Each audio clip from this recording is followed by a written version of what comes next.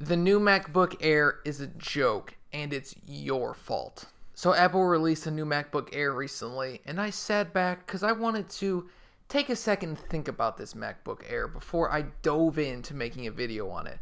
I chose not to watch a single other YouTuber's MacBook Air thoughts, their whatever, their comparisons, should you buy it, shouldn't you buy it.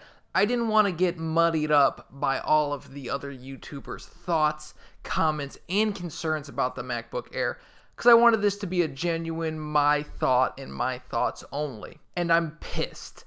Everyone, including myself, was praying for a new MacBook Air or a new MacBook that was going to be cheap. It was going to be affordable. People could get into macOS for a lot cheaper. They could dip their toes in for a lot cheaper, get a decent product, and still not have to pay too much money.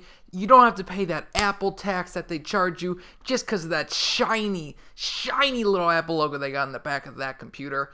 But we were all wrong. And we were all wrong in a big way. Here's how. So let me preface this video by saying I really enjoy Apple products. I have AirPods, I have an iPad Pro 10.5 inch, I have an iPhone 8 Plus, I have an Apple Watch Series 3 running around here somewhere. I even have a damn Apple Pencil, okay? I spent $100 on a pencil because I love Apple. I love everything they do for the most part except for this one thing and some of their other things, but this is the biggest thing in the recent history that I'm very upset about. And let me explain a little bit. I understand who the MacBook Air is for. It's not for professionals. It's not for people who want to edit 4K raw video from an Alexa camera and they want it to look like a cinema quality, and each file that they deal with that is a minute long is 100 gigabytes. I understand that. I know that. But this is still a joke. And don't come at me saying, oh, but Scott, you can use Final Cut Pro to edit 4K video with a dual-core processor. You just need to use Final Cut Pro. Well, I don't want to use Final Cut Pro. I use Premiere Pro. What about that? How about the people who don't use Final Cut Pro and don't want to buy their system that they edit videos on and their program that they edit videos on from Apple? So I don't use Mac apps. Not only does Final Cut Pro lock you into the macOS ecosystem because you buy that subscription, pretty much you rent that software from Apple for 5 years. You don't even own it. You rent it for 5 years. That's another story for another day. But it locks you into macOS, and some people don't want to be stuck into an operating system such as myself. I like to be able to just go from operating system to operating system, jumping from floozy to floozy, left and right, girl to girl. So I understand that this computer wasn't built for professionals. I get that. And I know whatever, Final Cut Pro, whatever. But I'm just talking in general. And also, do not mistake this for a Windows versus macOS debate. I've had that debate before, and I chose both sides as the winner. This is not that. This is Apple making a mistake with their MacBook Air and totally screwing over their entire customer base that's ever existed ever. Not really, but people who wanted to get into macOS for a little bit cheaper. This is screwing over them, and it's screwing over, I think, a lot of people. And I'm not saying it's a bad business move because I'm not going to say that I know better than Apple, but I'm just disappointed and frustrated in what Apple is providing as a service and in a product form with this new MacBook Air. So the new MacBook Air costs $1,200. It costs $1,200. Let's talk about the specs real quick. It's got a dual-core i5. It's 2018. It comes with 8 gigabytes of DDR3 RAM. It's 2018. And it comes with 128 gigabytes of fast SSD storage. It's 2018. All of those specs are really good for 2011. It's 2018. Quad-core, 6-core, 8-core processors are becoming the norm. An i3, and this is from Intel, remember. Intel's essentially the Apple of the processor space, and they're giving their i3s 4 cores. So, this is a point in time when even Intel is giving their consumers somewhat of bang for the buck. Let's not talk about the 9900K, okay? But we're looking at a time where 4 cores, 6 cores, 8 cores, these are becoming the norm. And in 2018, Apple has the audacity, Apple has the gall to give you a dual-core i5. A damn dual-core i5. It's 2018, and they're charging $1,200 for 128 gigabytes of storage, 8 gigabytes of DDR3 RAM, and DDR3 versus DDR4 It's kind of negligible when DDR3 is running that fast. It's pretty much just lower voltage, and that's pretty much it, really. There's a few other things, but it's not going to be too noticeable because of just the amount of RAM. But the fact that it's running DDR3 is a little bit annoying. It's just annoying because it's not DDR4, and DDR4 is available. So let's get past that, and let's look at the storage. A typical operating system with all the basic apps is probably going to take up around 20 to 30 gigabytes.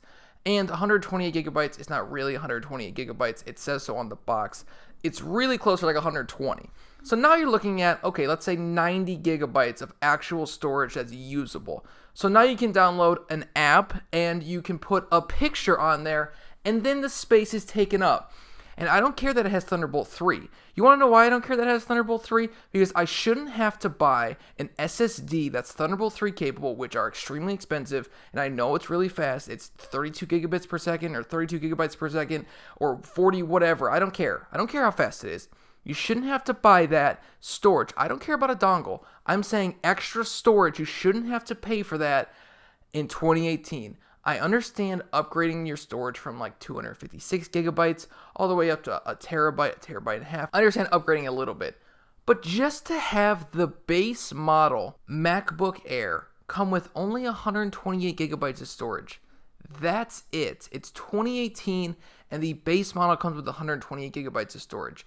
The base model iPhone 8, iPhone 8 Plus, iPhone 10, iPhone 10s Max, and iPhone 10s all come with 64 gigabytes of storage. So you're talking about half the storage on a phone as compared to a computer, which needs more file space because files are much larger. You don't use apps really on a desktop. You use programs, you use software that's much heavier, that's much larger, and that's just much more demanding. I guarantee you couldn't even edit a 4K video on the MacBook Air because you wouldn't have enough storage. You just couldn't even do it. It would say, not enough storage, not enough storage, not enough storage. So you'd have to buy a second external SSD or a first external SSD in order to even be able to edit 4K video. So that is garbage. Okay, this computer is the epitome of what my channel has pretty much become. Don't buy anything from Apple new ever. Don't buy a new iMac. Don't buy a new MacBook Pro. Don't buy a new MacBook Air. Don't buy a new anything. Maybe a new iPhone through your carrier because of payment plans. I understand that. But don't buy anything new from Apple directly. It's a joke. $1,200 for a dual-core i5. A dual-core i5 in 2018. Oh, that's hyper-threading. I don't care. 8 gigabytes of DDR3 RAM. Again, not that big of a difference. Just kind of annoying. It's just, I feel like they cut a little bit of a corner there. Probably to maybe save a little bit of battery life. But still, it's annoying. It's not DDR4. And only 128 gigabytes of storage. Oh, also, the screen is not even 4K. It's not even 2.7K. It's like 2.6K. It's a joke. I cannot believe Apple has the audacity to charge this much for a computer that's thin and light. When did 2018 become the year where thin and light versus performance, the difference is so huge? It's like, well, as long as your computer's thin and light, it doesn't really matter what's inside, because as long as it's thin and light, people are willing to pay for it because it's thin and light. Like, laptops already are super thin and light. Why do you need a laptop that weighs like 2 pounds or 2.78 pounds, 2.79 pounds, as opposed to like 4 pounds, like an old 2013 MacBook Pro? Like, that is not a large difference. That's not a large difference at all. I mean, I used to carry a MacBook Pro 15-inch 2013. I used to carry that 0.75 miles to work every single day, and my little back was fine. Why is it that thin and light specs don't matter when it's thin and light, and you can charge whatever you want? You can charge $1,200 for a thin and light computer as long as it is thin and light. Doesn't matter if it has a dual core i5 in 2018. It doesn't matter if it's using DDR3 8 gigabytes base model. These are base model prices. Yeah, you can upgrade them, but it costs money to upgrade these from 8 gigabytes to 16 and 128 all the way up to a terabyte and a half. It's very upsetting. It's just disappointing. I know that this is what Apple does, but I guess I was led on thinking that Apple was going to offer us some type of budget, and they just didn't. They just didn't offer that. And I know you get free apps with macOS. You get Pages, you get Keynote, you get Numbers, so you get things on top of the actual computer. But when is the software just that valuable? Why is there a $300, $400, $500 Apple tax because of the software? It's getting to a point where it's just becoming ridiculous, I guess I would say. And I understand the MacBook Pro pricing. It's a pro computer. It can do more than this computer. And I understand some things that Apple does.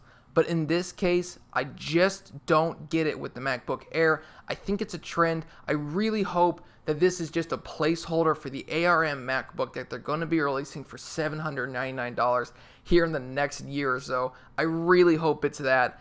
It's probably not. I'm mad at Apple. I'm disappointed in them. And Apple is honestly a joke. Look at their stock price. And also, the reason that it's your fault that Apple is making products like the MacBook Air is because you're buying them. It's because you're the people to blame in this scenario. I'm sorry. I'm going to say it, but it's your fault, okay? And the reason it's your fault, it's not really your fault, but it's your fault. But the reason it's your fault is because you're letting Apple get away with this. There are multiple other computers like the Dell XPS 13. I'm not comparing Windows and macOS. I'm comparing a different company with Apple. And what they supply is an i5 8250U quad-core processor for $100 less than what Apple charges. $100 less with great build quality. So it's your fault. You keep buying this stuff. So why would they offer you a quad-core processor in a MacBook Air? They could do it. They could easily do it. They can make a MacBook Air that's more powerful than a MacBook Pro that they sold last year. The 2015 MacBook Pro would be less powerful on the compute side, not on the GPU side, but it would be pretty close. You could go tit for tat on that. They could sell a MacBook Air in 2018 that has more compute performance than a 15-inch 2015 MacBook Pro. So it's your fault. You're to blame. Stop buying their products. Stop buying their Mac computers. It's too much money. I know you like macOS. Look used. Look locally. Buy it cheaper, please. For me, just do me a favor and save yourself a little bit of money.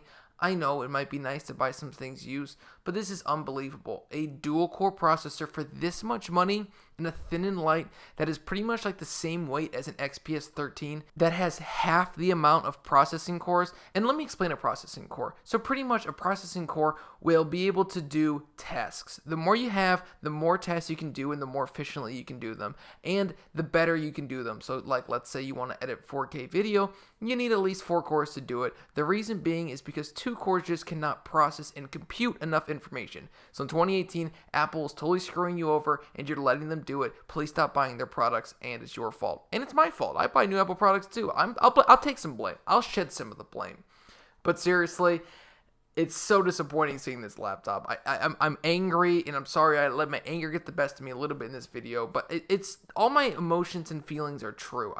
I'm genuinely upset at what Apple's doing because I can see the competition, and I know they're not running macOS. I know that. But macOS does not demand a $300, $400, or $500 premium. It just doesn't. If you like the video, hit subscribe, and I'll see you in the next one. Peace out.